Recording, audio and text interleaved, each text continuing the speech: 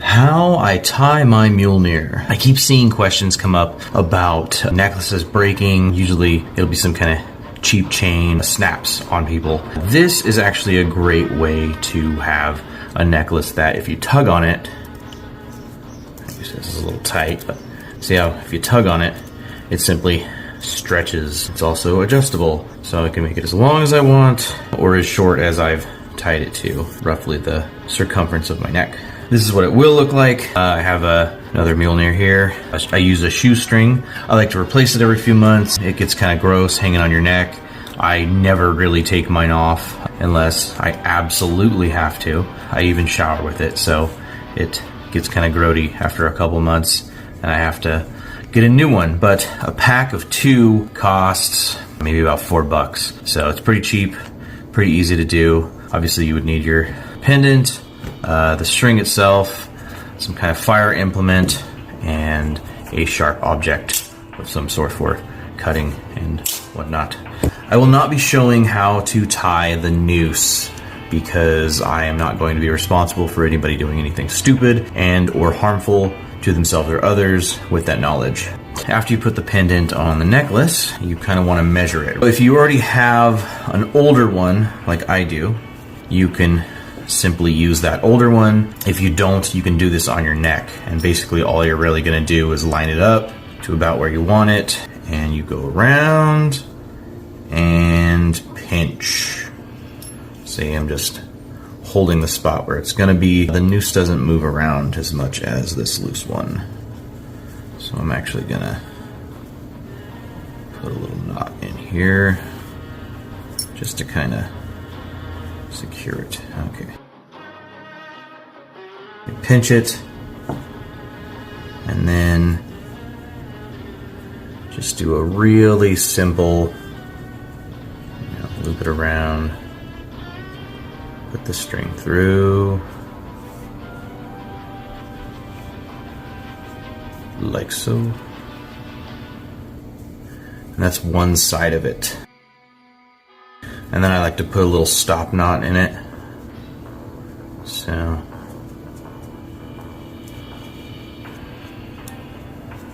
try to push it down so it's close to that knot, right? And then let's do the other side before we trim it.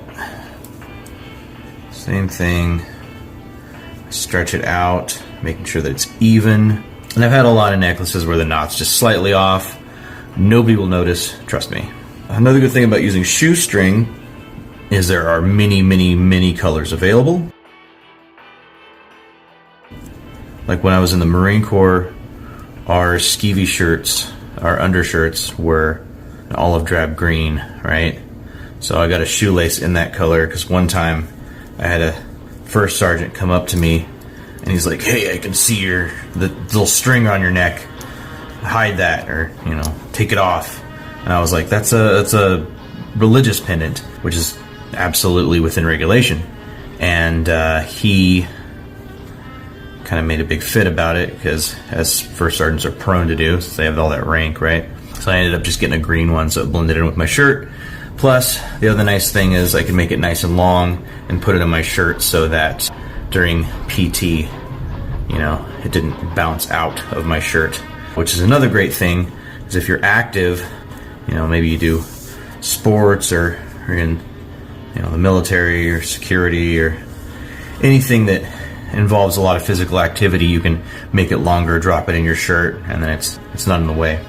If you decide to garb up and you're wearing a tunic, it'll have that little V-neck thing right there. Or I don't know, if you're a weirdo that just wears V-neck t-shirts, you may not want to have it compete for space right there. So having it a little bit longer can be good, and then you don't have to change out the necklace or anything. It's just adjustable. With the ends here, you want to cut them. It's a little dull, so I'm actually going to bring up Tonto like butter. So you'll see there's this little flange here. So I kind of spread that out a little bit, and you'll see why when it comes to the fire. So let's cut the other one. Probably be safer to use scissors, but I own countless knives, so might as well use them. So the ends here are frayed, and the thing about modern fabrics is there's a lot of plastic in them. They will melt. If this was just purely cotton or a natural fiber of some sort, I would not do this. But because there's polyester, there's plastic fiber in this will absolutely melt and help that stopgap.